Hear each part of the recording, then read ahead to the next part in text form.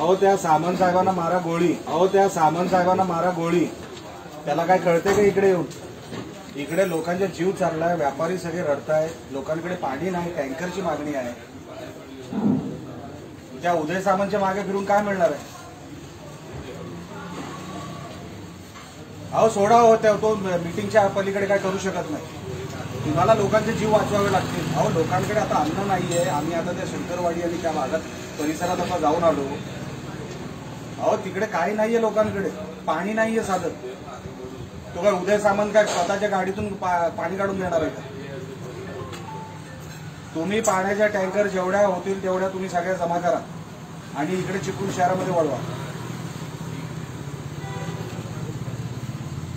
तुम्ही लगेच जेवढ्या टँकर मागवता येतील त्या सगळ्या डायव्हर्ट करा इकडे चिपळूण शहराकडे.